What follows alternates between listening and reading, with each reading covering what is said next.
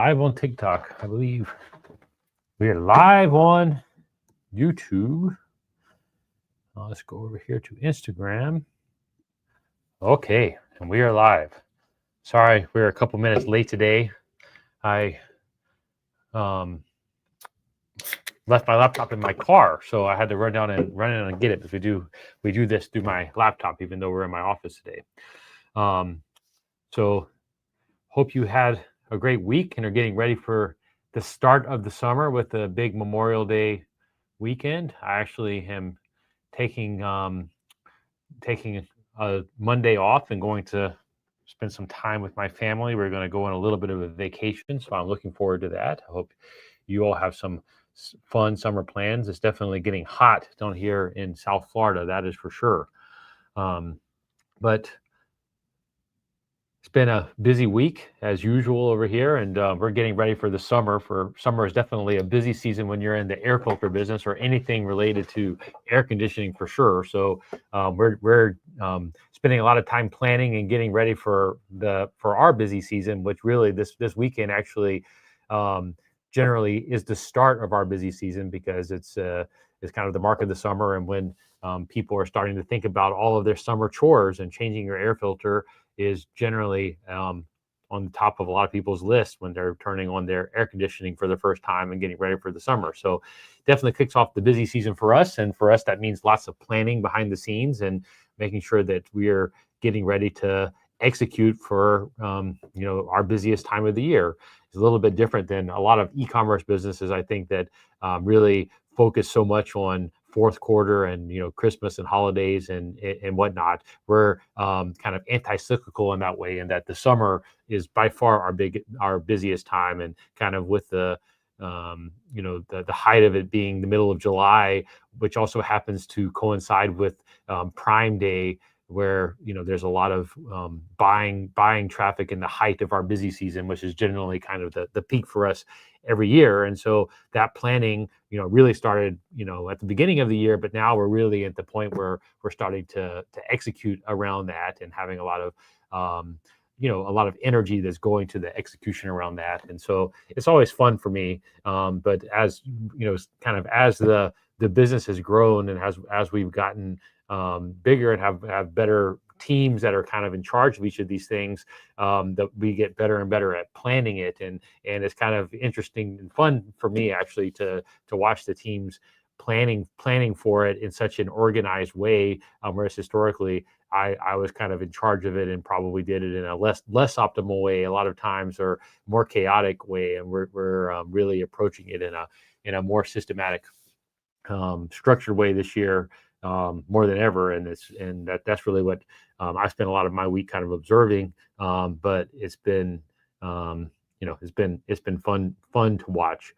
But with that, I guess, Michael, let's go ahead and start taking questions today. From LinkedIn, Gian Lorenzo Guy. Do you think the shift from operator to owner mode just happens over time, or should you be thinking like an owner from the start, even though practically you are the one doing everything, at least at the beginning? A very good question, actually. I think that you need to have a vision for where you're going. I mean, I talk about it all the time. And if your goal is to ultimately build a sustainable business that is sellable or will operate without your day-to-day involvement, then you need to be starting with that endpoint in mind. So you need to make sure that you are entering into a business that has the potential to get there. And generally what that means is that you need to be thinking about the systems that you would need to build in order to kind of hand off those systems to other people to do, which allows you to step out of it. And so, I would say that in the beginning, you have to be prepared to be the operator and to do these things, and to, take responsibility for building these systems, which oftentimes means working in your business early on. So you have to be prepared for that, but you need to make sure that you're entering into a business that at least has the potential to get there. I mean, it's like, I think that like if you're entering into a business that, like, let's say you're entering into a purely sales based business, like commission based sales for an insurance company, just to pick a random one. I think that can be a trap for a lot of people, because you can become really good at your craft, really good salesperson, but you're not really building a business. You're building a set of relationships that when you take yourself out of it, you're not likely to have a sellable business at the end of it. Um, and I would caution you, like, if your goal is to build a sustainable business that can operate without you, then I would if you're going to enter into a business trajectory like that, you need to be very thoughtful about your processes and how you ultimately can hand those off to other people that are not going to require your day-to-day involvement or input. Whereas I think a lot of people kind of enter into something like that and see, oh, I can make good money doing this, and then if they haven't thought through, like, what are the next steps of that likely to be, they really struggle with being able to build the systems to hand that type of a job off. And so I think you need to go in eyes wide open, kind of understanding what the end game that you're looking to build is, and, like, is it realistic from your starting point, and make sure that you're building and growing with that in mind. But you know you but as you said, realistically, early on in your business journey, you're going to have to be willing to be the operator and do a lot of these jobs in the beginning, because you can't afford somebody else to pay somebody else to do them. And that's perfectly okay. I mean, that's how I think any entrepreneur or business realistically starts out. It certainly was my journey. I mean, I did basically every job that there was for the first 5+ years of the business, because I couldn't afford to hire people to do the finance or the marketing or sales, any of these types of functions. And so you have to be prepared to do all of those things. But ultimately, if you want to continue to grow, you have to build systems around those that make them sustainable without you. And the way I view it is, like, I think this is a constant tug of war.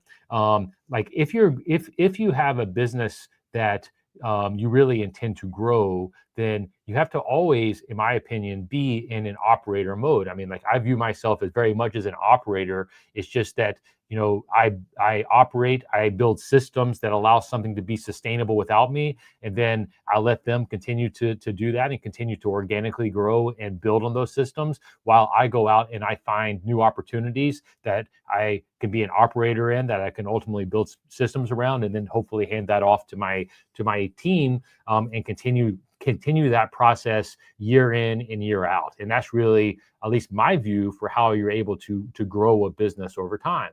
And so it's always a tug of war between these two things. And it's something that, even I think about quite often today. It's just, I'm spending a lot of my time kind of building things that, are very much in their early stages, that then it will be a couple of years before they're big enough that I can kind of hand those off to a team of people to continue to build and grow. And so it's just it's a constant give and take that you have to be prepared for. But to specifically answer your question, it always has to start with the end in mind. Like, you have to understand what your end goal is, what that looks like, what you're building for, because that may change how you structure things early on. How you document things early on, how you think about, like, hey, like, this is something I understand, but maybe other people are not likely to understand it, or I can't easily explain it to hand it off to someone else. Maybe I need to rethink this process with that in mind. I mean, like, you always have to kind of, like, the more clarity you have about your end goal, the better you're going to be at setting up the processes early on that ultimately help you to attain that. And it's really just the power of having a consistent vision and kind of visualization early on. Like, if you know what it is that you're looking to accomplish, then what you're going to find is you're going to frame all of your decisions today based off of that end goal that you have in mind. And it's why, like, if you don't have a clear vision of where you're trying to go, a lot of times people get lost, because they don't really have any consistency in their decision making, or really any consistency of flow in how they are building things. And so I think like if your goal is to ultimately be an owner that can step out of that business, then you need to have, a clear vision of what that looks like in whatever business it is that you're undertaking. But then, be very much prepared to go out and be the operator for the beginning of that.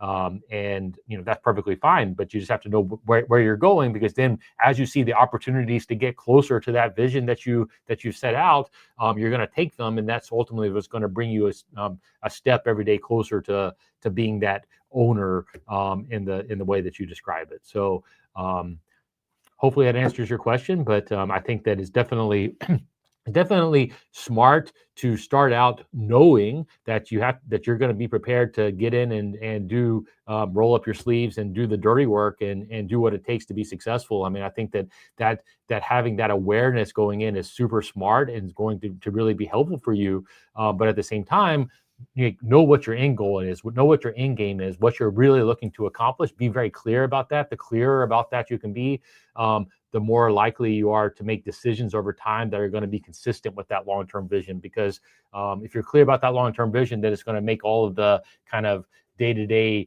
grindy decisions that you make like at least in the right direction of that long-term decision. And so that's why you always hear me preach about the importance of long-term clarity of vision, but then the willingness to have a short-term bias to action. Just do what it takes, which really just means doing what it takes to get started, to get going, and then ultimately kind of figure out how to get closer to that vision over time. Which means starting out knowing what your owner mindset is ultimately going to be, but be willing to do the day-to-day work that it's going to take to get you there. And so if you can combine those two things, then you're going to find that you have a lot of success in the end. So hope you find that helpful, and best of luck to you on your journey. Okay, Michael, what's next? Vandermon BG. Hi, I wanted to reach out because I've been going through a tough time and thought you might have some insights. About a year and a half ago, I started a business, but it led to a severe burnout that I've been dealing with for the past 2 years. My recovery has been really slow, and I'm looking for any advice or information that could help me get back on track. Have you experienced something similar, or do you have any tips that might help? Well, first of all, I'm sorry you're going through a tough time. I mean, it's never fun when you're in it, and there's probably nothing I can say or anybody can say that makes it easier. So I'm very, very sympathetic to the situation you find yourself in. And I think that the reality is that you have to understand, that anybody has to understand, is that that's perfectly normal. We all go through tough times, and we have ebbs and flow of life that make it seem very difficult at times. And it's also, I think, in today's world, it's so easy to get down on yourself when you get on the internet or on Instagram or TikTok, and you see all these people flaunting things that tell you that, oh, you should have this, or you're a loser if you don't have it, or it's so easy to get what I got, like why don't you have it, or just follow these 10 steps and you're going to get there. And the reality is that it's all a facade that these people are selling, and they're showing you either something that's fake or just a very small sliver of the truth oftentimes, and not really being honest, in my opinion. And I think that getting sucked into that can oftentimes have a really negative psychological effect on all of us. And it's so easy to get down on yourself when you maybe have a failure, or something doesn't pan out in the way that you want it to. And I think that the reality is that's a lot more common than you may be led to believe if you just live your life on social media. And I tell the story oftentimes about like where I almost cut off my finger. I think that it probably doesn't sound like, when I say it on the internet, especially now, it probably doesn't resonate much with people, or they don't, it's kind of hard to have any perspective. But you have to realize that, I was about 2.5 years into building the business that I have today, and we were really not getting any traction. And the we were losing money, and I really was struggling to make it work. And we had that. This time of year. It was in May, I believe, of 2015, and because it got really humid in Alabama, then like a part of our manufacturing process just wasn't working because the glue was not drying, and I really didn't know what to do. And I was really at my breaking point. Honestly, that was the only time in my kind of journey that I really thought that I might give up, because I just didn't see a way out of it. And then an opportunity. Then I saw a little glimmer of hope, and was able to latch on to it and ultimately salvage it. And that was kind of the real turning point for the business. But that was like 2.5 years of just real pain, to be honest with you, and kind of grind, and not seeing any success at all. And that's really tough. And I've certainly had other hard moments, but that was the closest that I ever came to really just giving up on the business, and thinking, hey, I got to go do something else with my life. And we all go through these moments. And the reality is that you have to take responsibility for where you are today and plan the best path forward that you know how to dig out of whatever situation you find yourself in. I mean, like, that's kind of that's really the only way forward. And given that that's the only way forward, the sooner that you can accept that and take those next steps, the better off you're going to be. And it's really just a one day at a time journey. I mean, like, one step at a time journey. And it's not easy, but if you commit to that, you'll wake up in a few years and be proud, I believe, of how far you've come.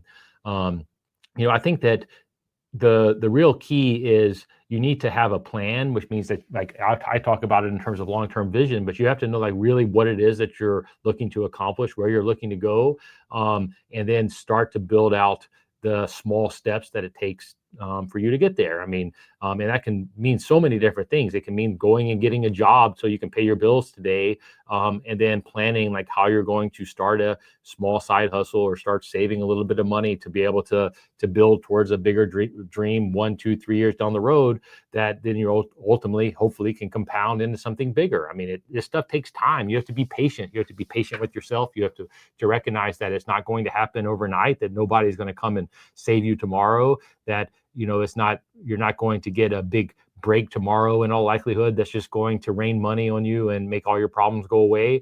While that would be wonderful if it happened, you certainly can't rely on it.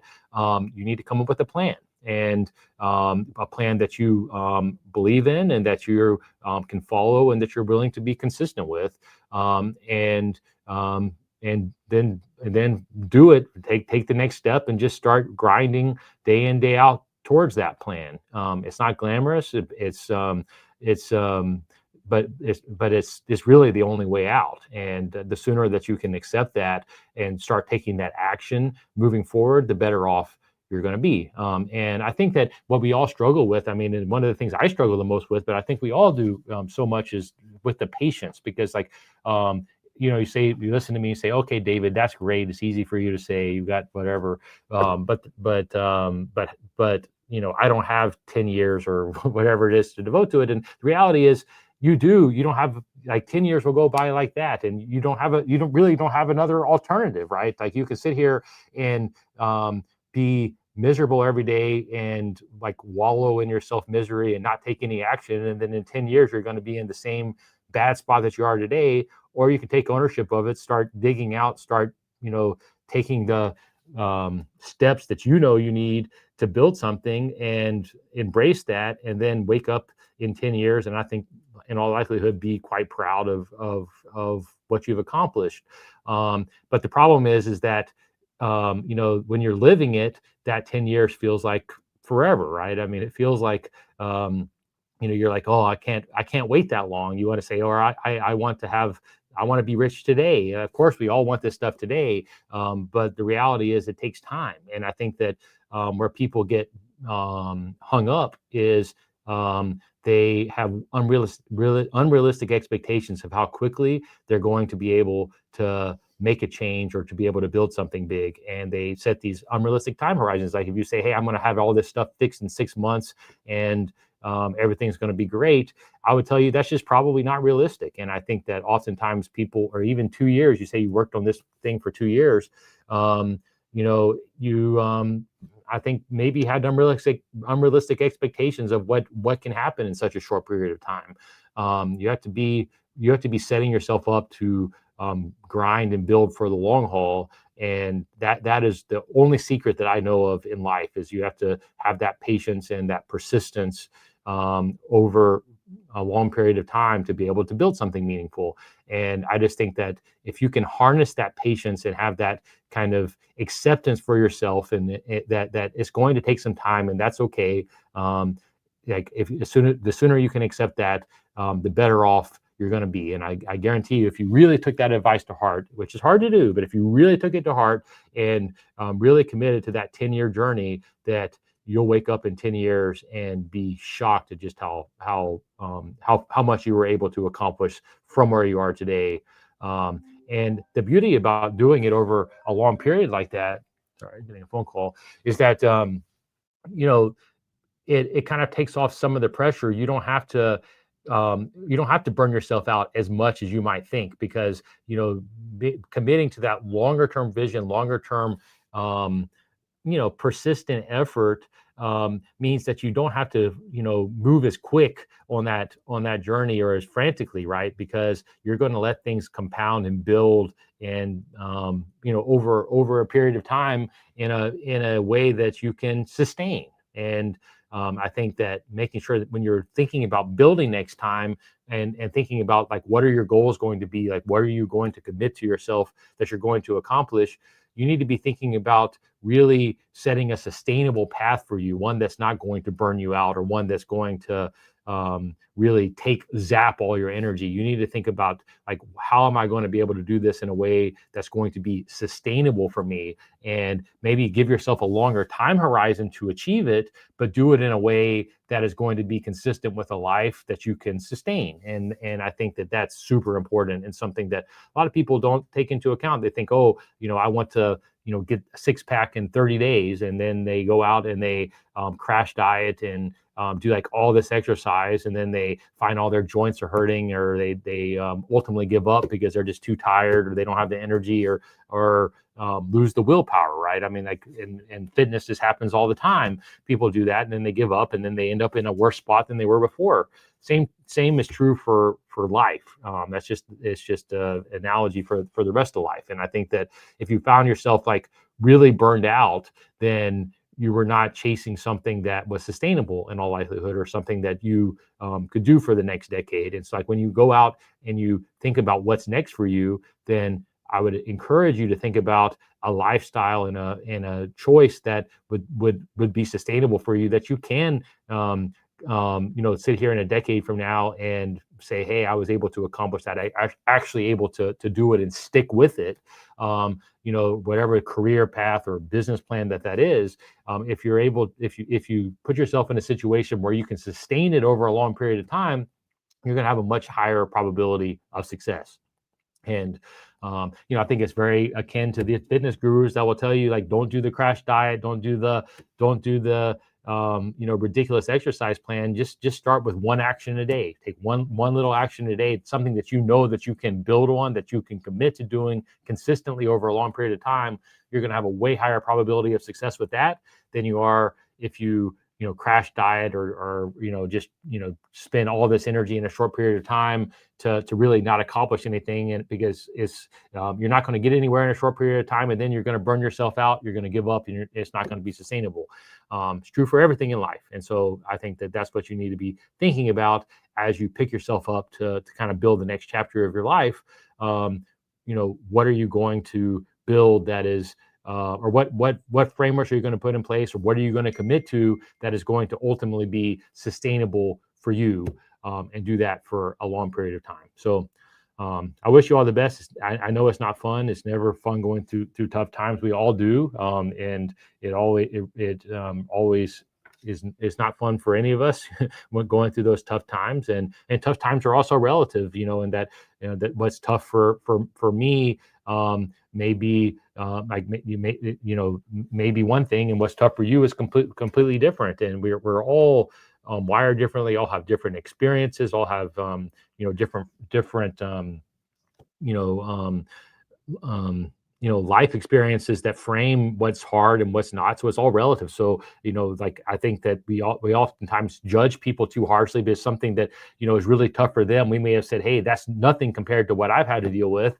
But the reality is that we when you haven't lived the same set of experiences, the same life, then we all experience adversity so differently in such different ways. And so, I would encourage everyone to be sympathetic to people that are going through tough times, even if we do not understand why it's tough or it doesn't register for us as it should be tough. It is that person's lived experience, and I think that we all share in that, and we just need to be sympathetic for it, but then also recognize that we also have to take the responsibility ourselves to dig ourselves out of that. And there really are no shortcuts around that. And I think the sooner that we accept that and have that self-acceptance, and take that responsibility, the better off we're going to be, and then the better off the people around us certainly are going to be for it. So I wish you all the best. Michael, what's next?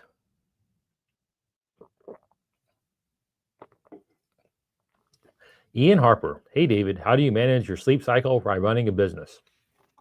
I was actually talking with my trainer about this morning. I mean, sleep is just so important. And I tell you, like, I'm pretty religiously now on the same routine almost no matter where I am or what I'm doing.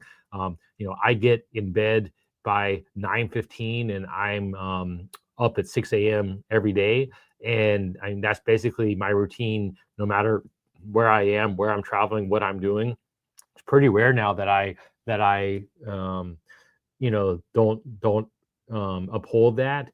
And I definitely find being consistent both with that and with my exercise, which I'm also consistent with, basically is what gives me the energy that I need, and the clarity of mind that I need to perform at a high level. I would be lying if I said that, like, in the early days of building the business, that I was anywhere close to that. I mean, I definitely was a lot more. I was a lot less consistent on my sleep in all likelihood. I think I would have been better off if I was consistent in my sleep and my routine, because it does just give so much energy, so much clarity of mind.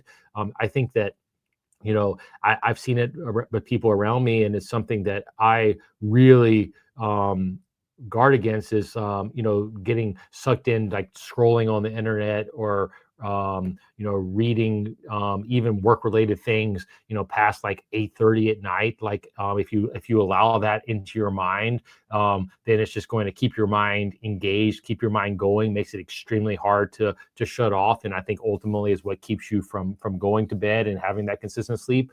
And so I really do my best, with very few exceptions, by 8:30 or so to be off my phone, off my off any devices. I've gotten into a routine where I like to listen to audiobooks before I go to bed. I find it allows me to really shut down, and that's what works for me. Everybody's different. You got to find what works for you. But I think if you can get away from the devices, it really helps you to shut your mind down. And so it's very rare now that I break that. I mean, we've had every once in a while a business thing will come up that I have no choice but to deal with a bit later in the evening. And I certainly do what I have to do, and you always have to do what you have to do. But I definitely have found that I have performed so much better, really prioritizing my sleep and staying consistent with that. And I think the key is having a consistent nighttime routine and a consistent wake up time. Not everybody agrees on the consistent wake up time. For me, it's super, super important to have that consistent schedule. And it's like I get in bed by 9:15 and I'm up by 6 o'clock in the morning every day. And there's basically no exception to that for me now. I mean, I couldn't imagine sleeping in past that, and I couldn't imagine going out until till midnight, regularly. It's just not something that I you know need in my life, and I know every time I do it, I pay the price. So for me, you know, consistent sleep is important, and it's something that, like all of the longevity gurus tell you the importance of sleep. And Brian Johnson has the whole thing about, you should think of yourself as a sleep athlete first. And when I first heard that, I thought it was kind of silly. But if I'm honest, I definitely think it's a superpower if you consistently work at it and are able to achieve it. And the reality is, and this is just true for everything business related and related to what I was just talking about in the previous question. But life is about consistency and sustainability, and it's like figuring out how to stay consistent on the things that matter over a long period of time. And I think sleep is just like exercise is like one of those great things. I mean, it's like it's easy to get like one good night of sleep or to prioritize your sleep one night, but like it's hard to do it consistently day in and day out and make it something that you really prioritize, and that you that you ensure that you have that consistency around. It's very hard for most people. And I think that most people would be better off if they could commit to a consistent sleep schedule, that in a night wind down routine and wake up routine. That I think that if you commit to that, you will see the benefits for that in other aspects of your life very, very quickly. But the key is consistency. You can't do it one night and not do it the next. And that's where most people fail. Most people fail on that consistency. And I think that if you really commit to that consistency is where you see the benefit. And I think a lot of people that are the naysayers on this will, do it, a couple of nights, not see a huge difference, and then, maybe go out or do something different and then not ever build that consistency, and then say, oh, I don't need 8 hours of sleep, or I don't need that consistency. But it's because they haven't really ever felt what it's like to to feel good and have the benefits that a consistent sleep routine brings.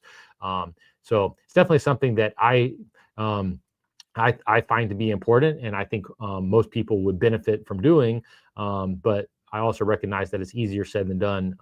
But I think getting out of the doom scrolling or social media scrolling habit before bed is probably one of the things that a surprising number of people probably do not follow that advice. And if you were able to do that, you would find huge benefits both in your sleep cycle and ultimately in your mental acuity. Would be my bet. So that would be my best advice if it's something you're thinking about. And if you're asking the question, then it tells me you need to prioritize your sleep schedule. No matter who you are, no matter what you got going on, it's something that's worth prioritizing, in my opinion.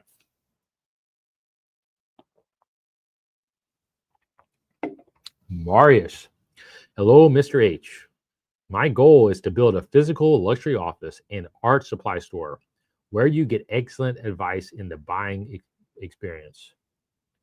With digitalization in mind, do you see this niche market strategy succeeding? Go back to the first part of this, Michael. I just want to make sure I got this question right. My goal is to build a physical luxury office and art supply store. I guess it's I guess the store is for luxury office and art supplies. It's not like an office space. Where you get excellent advice in the buying experience. I see. And then go back to the second part. I want to understand how digitalization comes into this. Yeah, I mean, I guess what you're saying is you're trying to kind of go against. You're trying to not be digital. You're trying to actually help people in the physical world that need help with that. Keep like and actually need real world advice rather than digital advice, I guess is what you're saying. That is ultimately your niche, is to provide that. I would be lying if I said I have a lot of experience in this niche. So, I'll give you a few high level thoughts, but like I'm definitely not the expert in this particularly. Um, I do think that there is a need that in a world that has been so kind of commoditized in a way where we so many people follow like you know the same trends everybody else follows and buys the same junk that everybody else buys. I do think that there is a potential niche in um, helping people to kind of curate their own lived experiences. I mean, I can tell you like I'm actually renovating a house right now, and we have a designer that we work with that is helping us to make a lot of decisions, and that's super important because it's not something that either I or my wife have a lot of experience with, and to be able to curate a space that is that is nice and that makes you feel good and that you know is aesthetically pleasing and all this kind of stuff. It's a skill. I mean, it's not something that not something that just everybody has. Not certainly not something I have, and it's hard to do well. And I definitely think that there is a niche um, in being able to provide those types of services to people. So if that is ultimately what you mean, I definitely think there are business models there that can work, that you can make work. I mean, I think that it all comes down to execution and like your ability to really add value and prove that you're adding that value. And I think that it's something that definitely is not likely to go away. In a lot of ways, is likely to have more demand over time, because I think that it's kind of a dying art in a way, in this kind of homogenous world that we live in. Being able to kind of curate your own own spaces and own lived experiences is definitely something that I think people are willing to pay for. But I think that it's also it would be a tricky business that's really going to come down to execution and your real unique ability to deliver on that. And it's ultimately a sales thing, right? Because like the best furniture dealers or the best art dealers that I've ever met are really able to sell you a vision and sell you and paint the picture of something that by the time you're done talking to them, you just couldn't imagine not having this thing in your life. I mean, it's a real sales game and a sales trick. And it's something that people that are really good in that space and knowledgeable in that space definitely can do extremely well and make a lot of money.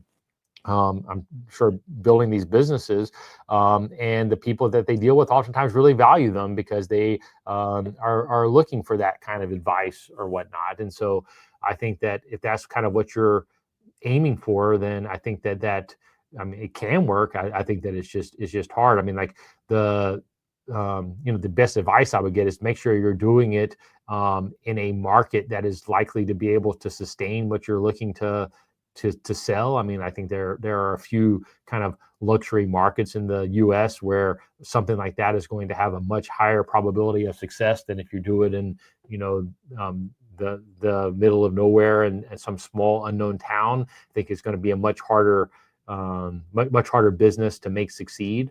And so I certainly am going to be the last person to discourage you from going into a business that you're passionate about and you understand, because I think that absolutely you could make this type of business work if you're the right person for it. I don't know enough about you or your experience personally to be able to help you benchmark your probability of success in it. But I mean, I absolutely can point to successful people in this kind of niche that have done very well. But I think that it's a tricky niche to go after, particularly in the kind of modern world that we're in. So I think that it's something that you have to really be passionate about and really understand what you're getting into before kind of embarking on something like this. So I'll Yeah, I'll leave it at that actually. So best of luck to you, Marius. Go ahead, Michael. Home Glory. If you were 25 now, I wish I was 25 now. That sounds like a lot of fun to me. Which business ideas or industries would you consider pursuing for your career? This is so highly dependent on the person. I think that everybody is different, and I think that there truly are like an infinite number of ways for you to go out and build a business and build a career. There is no one path, and I think that if I could preach anything, it would be self-awareness about like what are your skill sets, like what are the things that you uniquely bring. To the world, and then kind of go out and find industries that are going to likely reward whatever those skill sets or strong suits that you as a person have. I mean, and there are just so many paths like that. I guarantee you there is a path for you, but you have to think about what it is. I mean, so like at a very high level, that the things that I would be thinking about, like, the world is undeniably changing, faster than ever, and you have AI and all this stuff coming, in robotics and crypto, like all these things that are coming to change the industries that we're in. And I think that if I was thinking about a career, I'm thinking like, okay, 10 or 20 years down the road, how is this industry that I'm entering likely to be affected by technology? I mean, like that's like the fundamental core question you have to be asking for yourself. And you want to be placing yourself in areas that are likely to have tailwinds from whatever it is that you are building or whatever you're committing to. I mean, like, so that would be kind of the first question I would be asking myself is, is am I entering into something that's likely to benefit, or is it likely to get replaced from whatever it is that I'm going after, right? And so that would be kind of the fundamental question first before I get into something. And the second kind of thing, I mean, I've been doing some long form videos that you're going to start seeing about this kind of topic over the coming weeks as we reboot our long form YouTube strategy. And I think for a lot of people, the trades are absolutely a smart way to get started in an industry or in a business. It doesn't require going to college. You oftentimes can get paid to go out and learn a trade or a skill. And if you do that, then over time, what you're going to find is you build the knowledge that you need to see ultimately where the opportunities in that market are that will allow you to become an entrepreneur, to actually grow that business and then grow that business over time. And so like, I think, if I was 18 years old, getting out of high school, thinking like I don't know what I'm going to do with my life. I don't have any like real passion or know what I want to do. I would say like, okay, I'm going to go work for a plumber or an HVAC technician or a roofer or somebody in the construction industry, like any of these things that I thought was interesting, or maybe I had a unique insight in, say, hey, I'm going to go spend a few years, maybe between 18 and 22, like really learning, really learning something, or if in your case, 25, from 25 to 29, whatever it is. I started my business when I was 29 and a half, right? I mean, so you're still very young. Go out and get some experience, like really learn something, like the details of it, like how an industry actually works.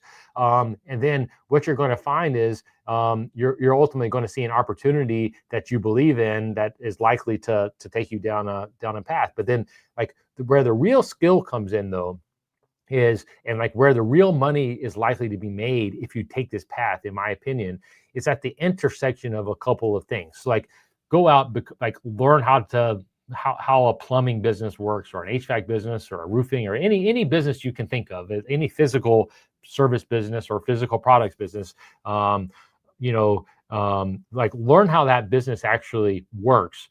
As an aside, and I want to do a video about this, but it's like 10 or 12 years ago, like I found this company that really this a couple of guys that made a lot of money figuring out how to manufacture nuts and bolts. I mean, like, that's what they did. They basically did it for the oil and gas industry in a very like kind of low cost way.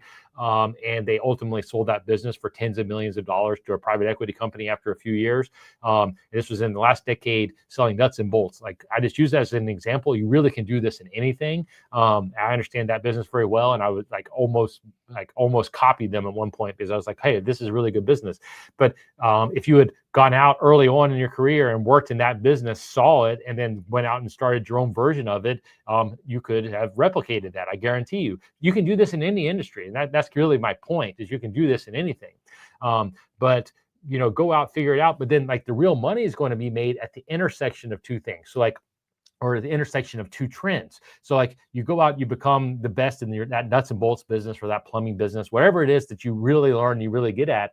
But at the same time, you're experimenting with how marketing is evolving with AI, and like kind of figuring out the marketing trends or the sales trends or whatever it is, like, you want that other skill set that you want to build or that you really want to hone in on. And what you're going to find is that your business is going to be at the intersection of those two things. So if it's sales and plumbing, you're going to figure out how to build like a really good sales team to scale your plumbing business, and that's going to be your competitive advantage. Or whether it's marketing and HVAC, you're going to figure out how to then ultimately build a business like using those two skills, right? It's the intersection of those two things where you ultimately can build the systems to scale, to have a business that ultimately you could sell for a lot of money in the future. Like, the best ideas are always at the intersection of those two things. So, like, in my example, you think about the intersection of manufacturing air filters and the direct to consumer movement online. Like my business was built off the intersection of those two ideas that were happening at the same time. So you take an old school business, you take like the rise of the direct to consumer movement. And all the things that entails. And then ultimately, I was able to build a $250 million plus business off of that, right? You can do the same thing at the intersection of a trade and some other AI type skill that you really want to build. Ultimately, that is what can allow you to go out and build a business and scale a business, build the systems around a business that will ultimately be valuable to somebody else in the future.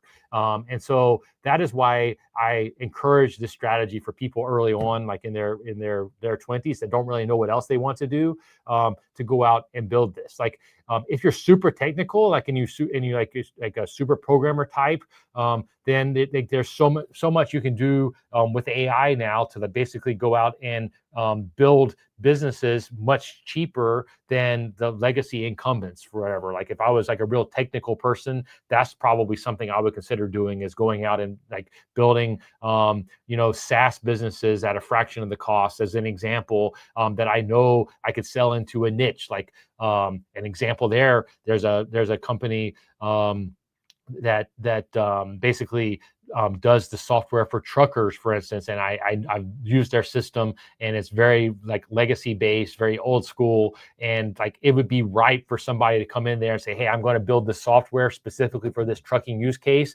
I'm going to use AI to keep my costs low and really make it this a great piece of software that this industry can use going forward, and like kind of devote the next 5 years to like fixing an esoteric problem like that. And if you're a real technical person, that's the type of thing I would go do.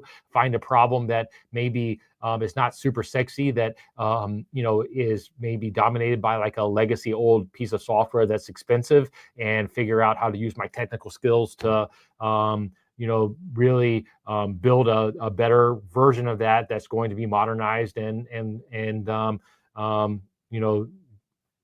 likely have the staying power in the future. So those are the types of that's how my mind works. I would think about like, okay, what are my skill sets? Like, what am I good at?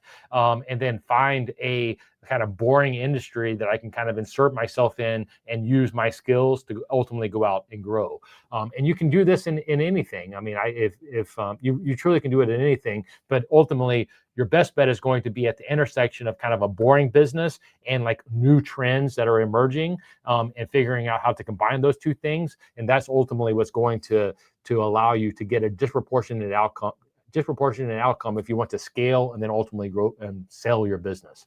And so that's how I would be thinking about it. I mean, and it's how I built my business, is essentially doing just that. And like now with AI, there's so many ways that you can do it. It's just I think most people forget to do the work of actually like learning that quote unquote boring business, or all that means is like solving a real world need. I mean, that's all a boring business is like, like the software for trucking and that example.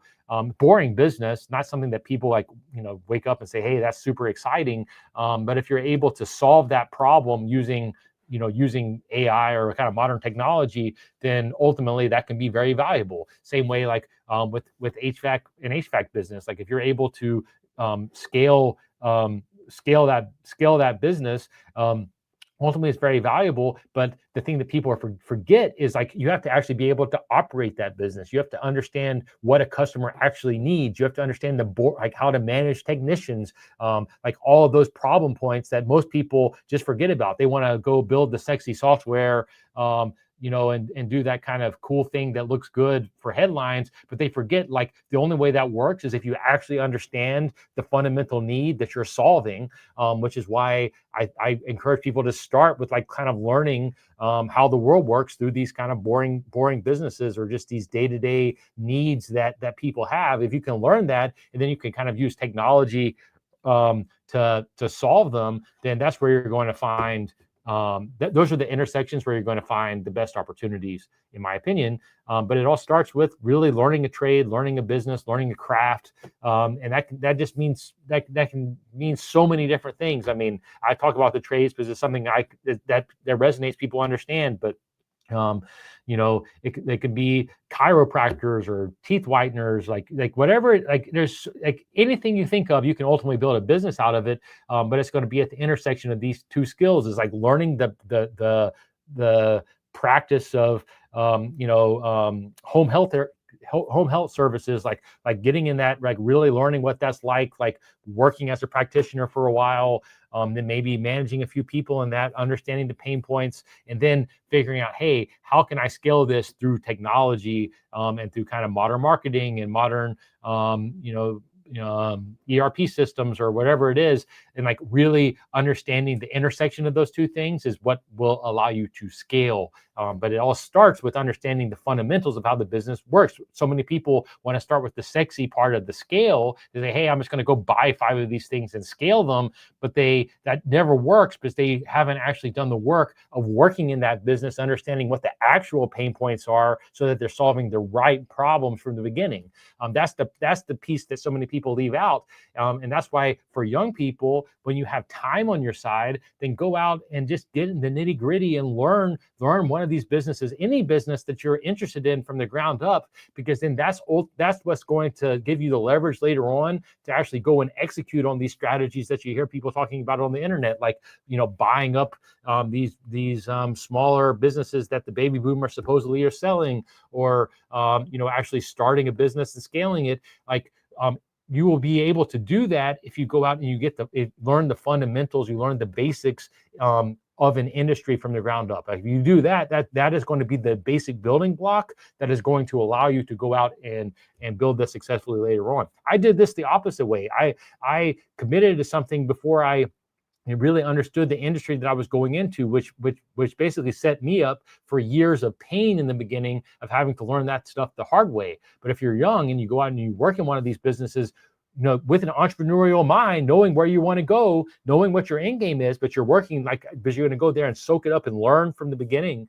That's just going to put you in such a better place. I mean, I should have linked it, but I saw a guy on Twitter talking about how he built a $60 million a year HVAC business in 7 years from the ground up, starting working for another HVAC business to learn the ropes. And then 7 years later of grinding, he's been able to figure out how to grow into a multi-location, $60 million a year HVAC service business.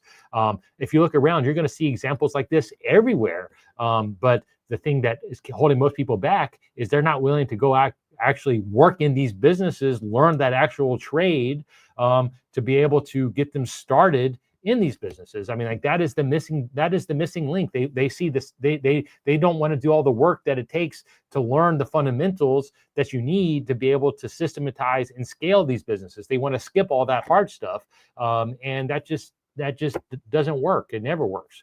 So, what would I recommend? 25, kind of pick a path. It really can be any path, but it's got to be something that you really believe in, that you're interested enough in to stick with.